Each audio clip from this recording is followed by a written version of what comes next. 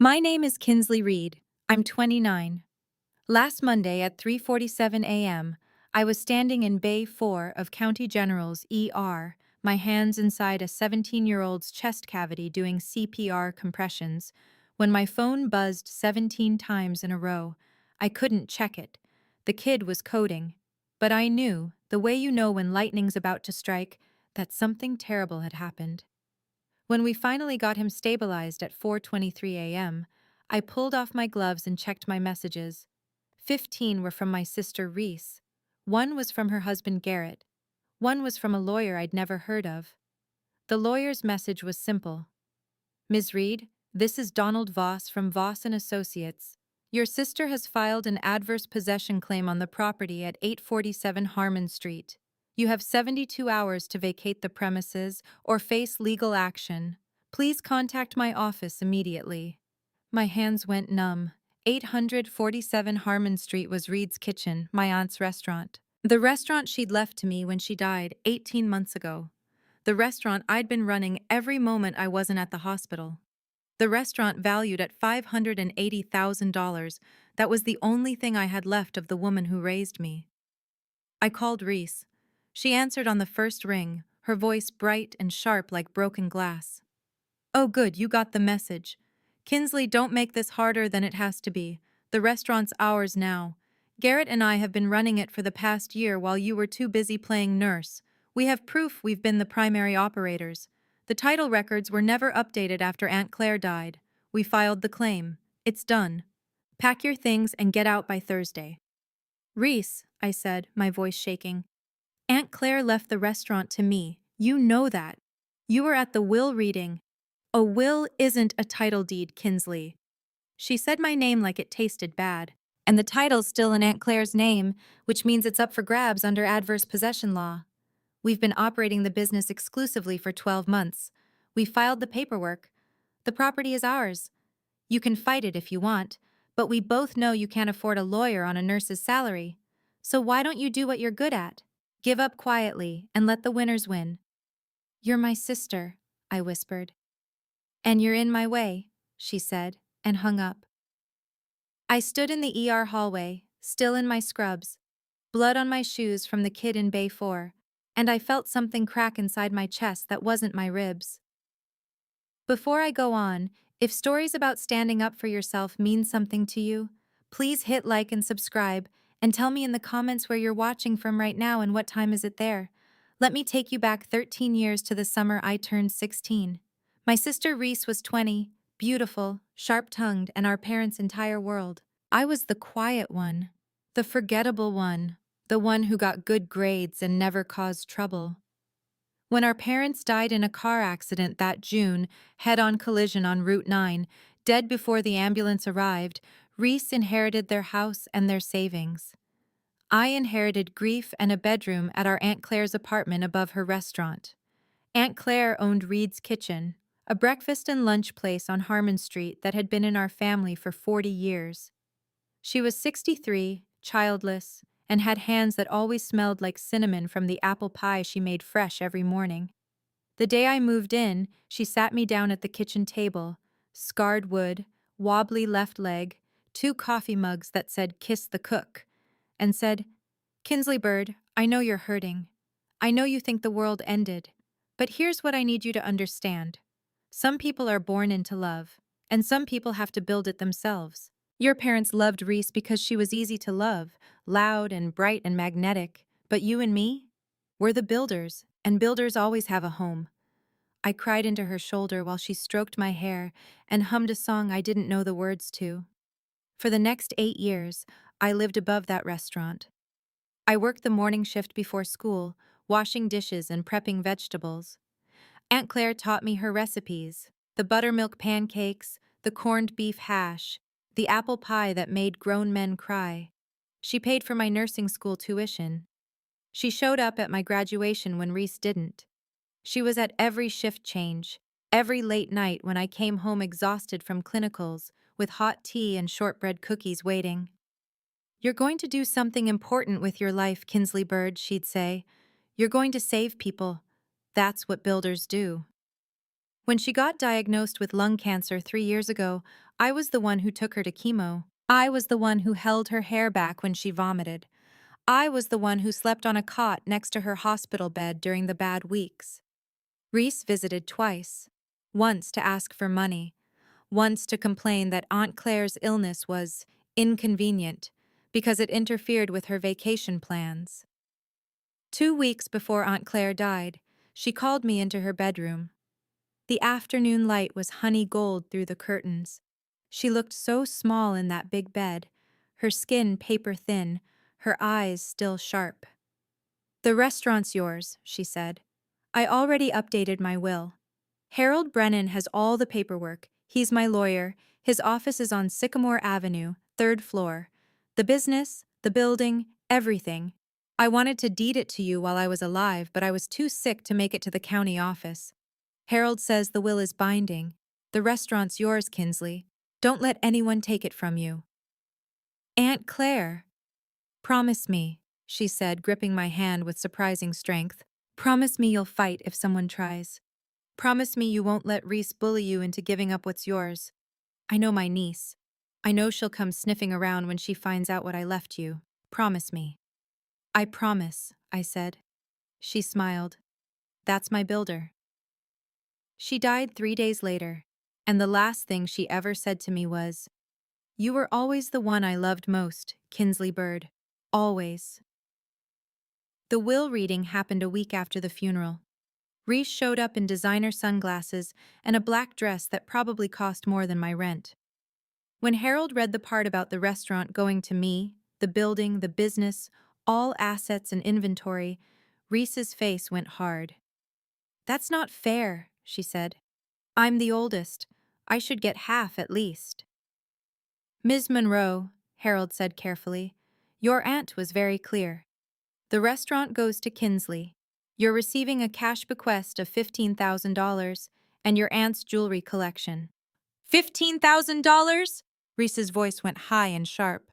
"That restaurant's worth over $500,000. You're telling me I get $15,000 while Kinsley gets everything?" "That's correct," Harold said. Reese turned to look at me. Her eyes were cold and calculating. "You must be so proud of yourself, playing the devoted niece while the rest of us had lives, manipulating a dying woman."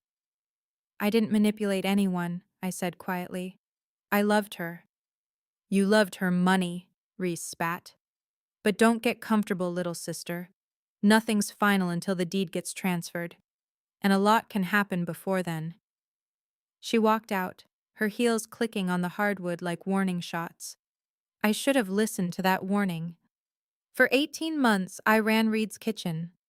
I worked my shifts, 12-hour nights 3 times a week, and then I'd go straight to the restaurant and help with the morning rush.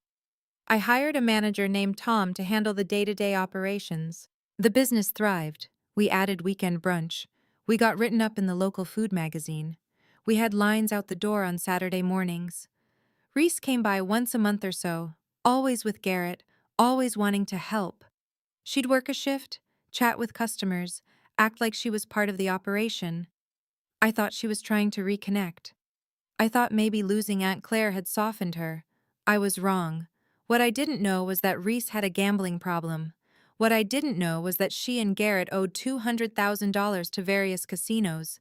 What I didn't know was that they'd been planning to steal my restaurant for over a year. The first sign of trouble came 6 months ago. I got a call from Tom, the manager. "Kinsley, did you authorize Reese to change the locks on the restaurant?" "What? No, why would she?" "She's here right now with a locksmith. She's saying the restaurant is hers now. She has some kind of legal document." I drove to Harmon Street at 80 miles an hour. When I got there, Reese was standing in front of Reed's kitchen with new keys in her hand and a smile on her face. "What are you doing?" I demanded. "Protecting my investment," she said. "I've been working here unpaid for months, Kinsley. That makes me a partner. And as a partner, I have a right to secure the property." "You're not a partner. This is my restaurant." "Is it?" She tilted her head. "Because according to the county records, the title is still in Aunt Claire's name. You never transferred it, which means legally, It's in probate limbo. And I've been the primary operator for the past 6 months. I have witnesses. I have documentation. I have a lawyer who says I have a very strong adverse possession claim. My stomach dropped. Reese, you can't. I can, and I am. You're always at the hospital, Kinsley. You're never here. You don't have time to run a restaurant. But Garrett and I do. So here's what's going to happen. You're going to sign over your interest in the property, or we're going to file the adverse possession claim and take it anyway. Your choice. I'll fight you, I said. She laughed. With what money? You're a nurse, Kinsley. You make what? 60,000 a year? A lawyer will cost you 50,000 just to start. Do the math. You can't win. So why don't you be smart for once in your life and just walk away?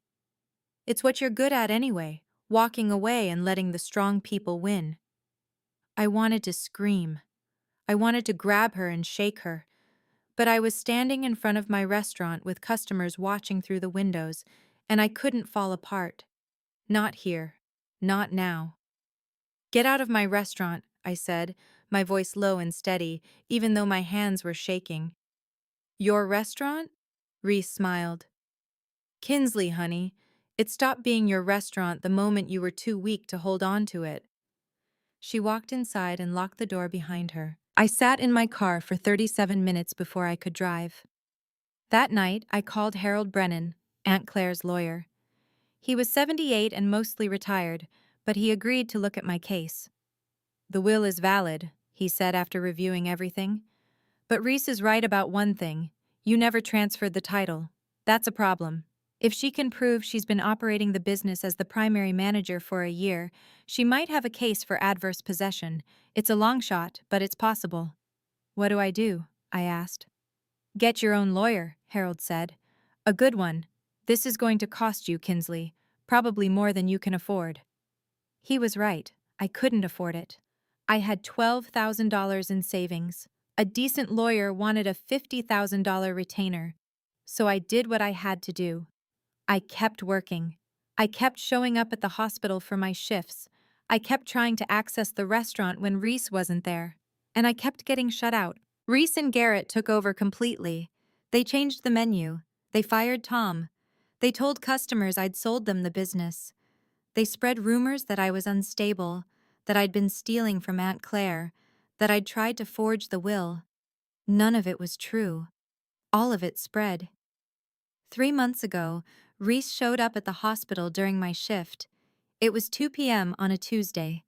I was in the break room eating a sandwich, still in my scrubs, when she walked in like she owned the place. She was wearing expensive jeans and carrying a designer bag. Behind her, I could see 3 other nurses watching through the doorway. Kinsley, she said brightly, we need to talk about Thursday. I'm working, Reese. You need to leave. This will just take a minute. She sat down across from me, uninvited. Garrett and I are meeting with a buyer for the restaurant on Thursday. Someone's offering us $560,000. We're accepting. The sale closes in 30 days. After that, the restaurant's gone, and you'll have nothing to fight about. So I'm giving you one last chance. Sign the release form, walk away with $50,000, and we can all move on. Or don't sign, we sell anyway, and you get nothing. Your choice. My hands clenched around my sandwich. You can't sell it, it's not yours. The courts will decide that, Reese said. But by the time they do, the sale will be final. You'll spend years fighting a case you can't win, and in the end, you'll still have nothing. Is that really what you want? Is your pride worth that much? Dr. Morrison had walked past the doorway. Nurse Jackie was pretending to check her phone. Everyone was listening. I want, I said carefully, what Aunt Claire wanted, which was for me to have the restaurant. Reese leaned forward. Aunt Claire's dead, Kinsley. She doesn't get a vote anymore. And frankly, she was an old woman who made bad decisions. She chose you because you were her little charity project, not because you deserved it. You were always the pathetic one. The one who needed saving. Well, guess what? No one's coming to save you now. You're on your own. So either take the $50,000 and walk away like a smart person, or watch us sell the place out from under you and get nothing. Those are your only options. Something inside me went quiet and cold. Not angry, not hurt, just quiet. "Get out of my break room," I said. "Kinsley, now!" She stood up, smoothing her jeans. "You're making a mistake. But that's what you do, isn't it? Make mistakes and expect other people to fix them. Well, not this time. This time, you lose." She walked out, and I heard her heels clicking down the hallway, getting fainter and fainter until they disappeared completely. Dr. Morrison stuck his head in. "You okay, Reed?" "Fine," I said. "I'm fine." But I wasn't fine. I was drowning. That night, I went home to my apartment and pulled out the box of Aunt Claire's things I'd saved after she died. Photos, recipes written in her handwriting, a coffee mug that said "Kiss the Cook," and at the bottom, a sealed envelope with my name on it. I'd never opened it. Aunt Claire had given it to me a week before she died and said, "Don't open this unless you really need it, Kinsley Bird. You'll know when." I opened it. Inside was a letter and a key. The letter read, "My dearest Kinsley Bird, if you're reading this, then something's gone wrong. Reese has tried to take the restaurant from you. I knew she would. I've known my niece for 43 years, and I know what greed looks like. I'm sorry I didn't transfer the title before I died. I was too sick, and I ran out of time. But I didn't leave you defenseless. 2 years ago, when I first got diagnosed, I hired a private investigator named Marcus Chen. I had him document everything about the restaurant, the operations, the finances, who actually worked there. I had him document Reese's gambling debts, her lies, her manipulations. I recorded conversations with her where she admitted she was only being nice to me to get the restaurant. I have proof, Kinsley. Proof that she's lying. Proof that you're the rightful owner. The key is for a safety deposit box at First Union Bank, box number 831. Inside, you'll find the original title deed in my name, a signed and notarized letter of intent transferring ownership to you, Marcus Chen's investigation report, 6 months of surveillance, audio recordings of Reese admitting she planned to steal the restaurant, financial records showing you paid for 90% of the restaurant's operating costs, witness statements from 12 employees testifying that you were the true operator. I also left $50,000 in a trust account with Harold Brennan. It's for legal fees. Use it to fight. Don't show anyone these documents until you're ready to use them. Not Reese, not Garrett, not even well-meaning friends. Wait for the right moment. Marcus Chen is still watching. He'll know when. You are not the pathetic one, Kinsley. You are not the charity project. You are my daughter in every way that matters, and you deserve everything I left you. Don't let her win. Please don't let her win. All my love, Aunt Claire. P.S. Marcus Chen's number is 555-0147. Call him. He's been waiting. I read the letter 4 times before my hands stopped shaking. Then I called Marcus Chen. He answered on the second ring. "Ms. Reed, I was wondering when you'd call." "You knew?" I asked. "You knew what Reese was doing?" "I've been documenting everything for 18 months, Marcus said. "Per your aunt's instructions. She told me to wait until your sister made her move, then give you everything you need to fight back. And now she's made her move. So here's what we're going to do." Over the next week, Marcus and I built a case.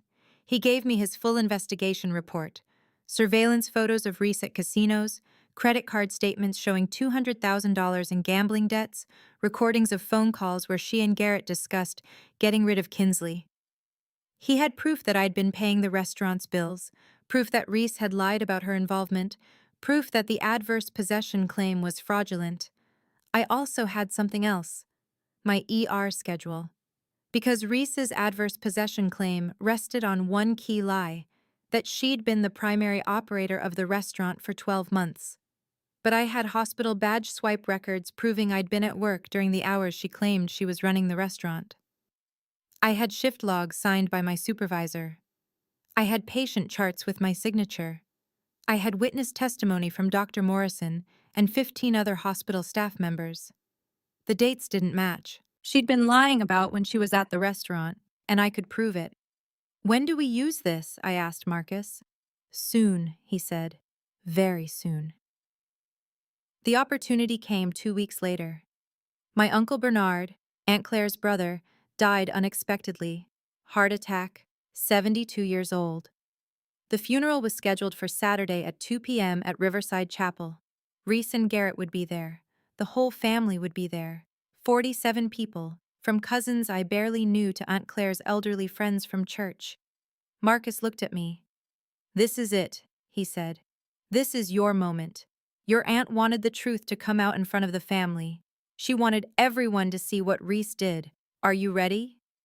I thought about it for a long time. Then I said yes. The funeral was held in the main chapel, wood pews, stained glass windows, soft organ music playing. Uncle Bernard's casket sat at the front, covered in white lilies.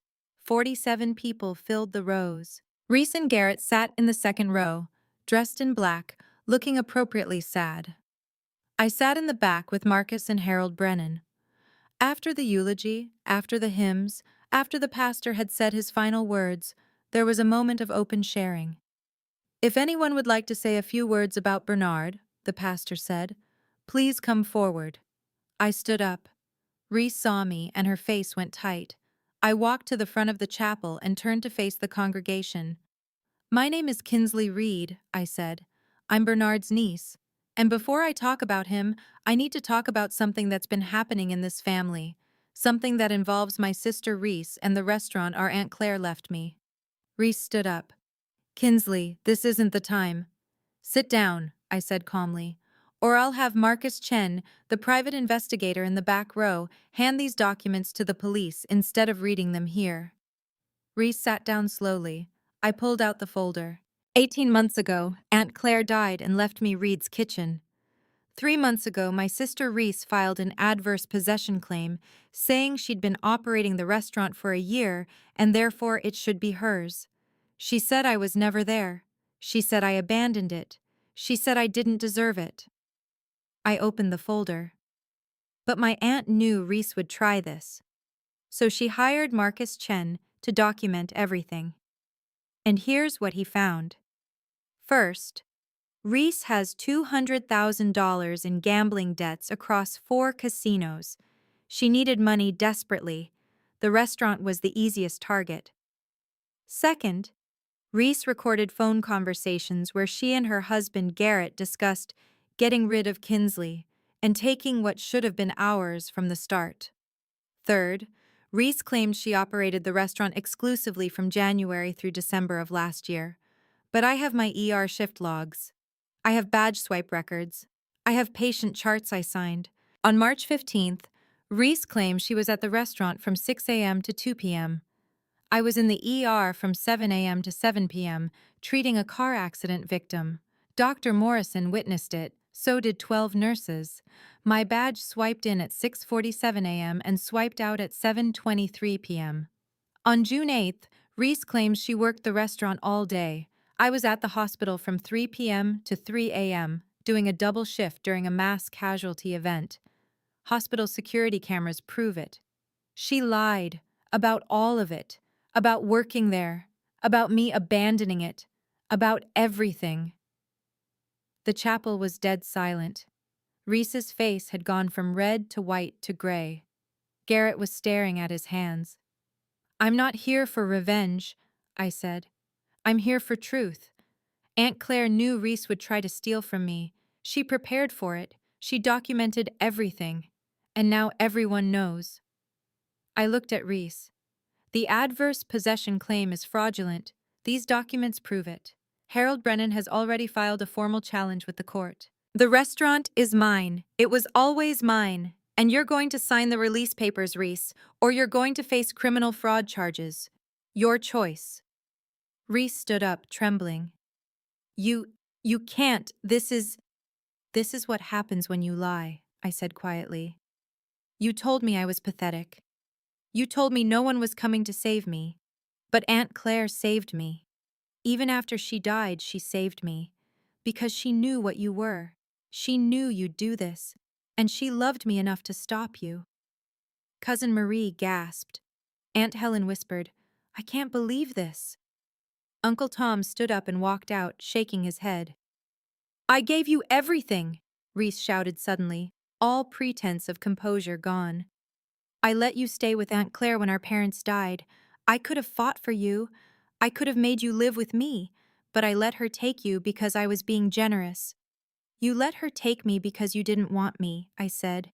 "You wanted the inheritance money. Aunt Claire took me because she loved me. There's a difference." Harold stood up from his seat in the back. "Ms. Monroe, I have the release papers here. You can sign them now, or I can file the fraud charges on Monday. Choose." Garrett grabbed Reese's arm. "Sign it," he hissed. "Sign it, before this gets worse." Reese looked around the chapel, at 47 faces staring at her with shock, disgust, pity. At family members she'd manipulated. At people who'd believed her lies.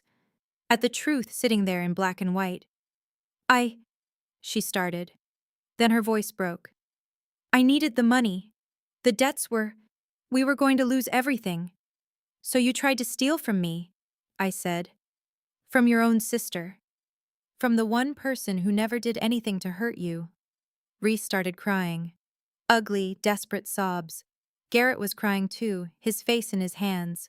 Harold brought the papers forward. Reese signed with shaking hands, her signature barely legible. When she finished, I took the papers. I looked at her one last time.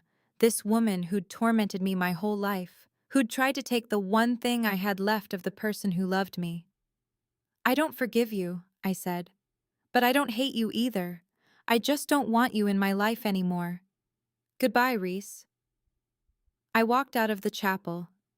Behind me I could hear the whispers starting, the family fracturing, the truth spreading like wildfire. I didn't look back. 3 days later, the title to Reed's Kitchen was officially transferred to my name. Reese and Garrett signed over all claims. The restaurant was mine, legally and permanently. I heard through cousins that Reese and Garrett divorced 4 months later, that she declared bankruptcy, that she moved to another state and started over. I didn't feel sorry for her. I didn't feel triumphant either. I just felt tired. I went to Aunt Claire's grave on a cold morning in October, carrying apple pie I'd made from her recipe. "You were right about everything," I said to the headstone, "about Reese, about the restaurant, about fighting. Thank you for protecting me. Thank you for seeing me when no one else did.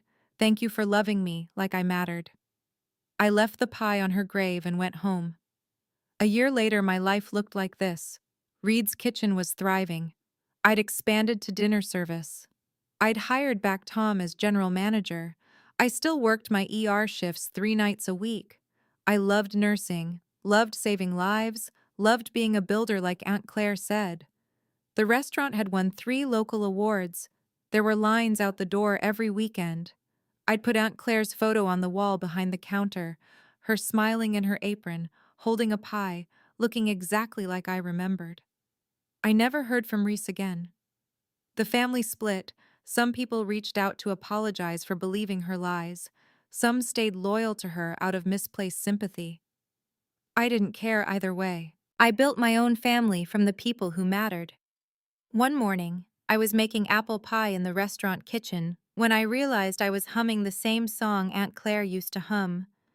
I didn't know the words. I didn't need to. It was enough just to remember.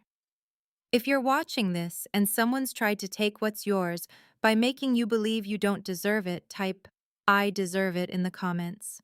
Or if you're still learning to believe that about yourself, type, "I'm learning my worth." Both are victories. Both are brave. If this story meant something to you, check the description for more stories just like this one. Thank you for being here. And remember, you don't need to be the loudest voice in the room to be heard. You just need to be the one telling the truth.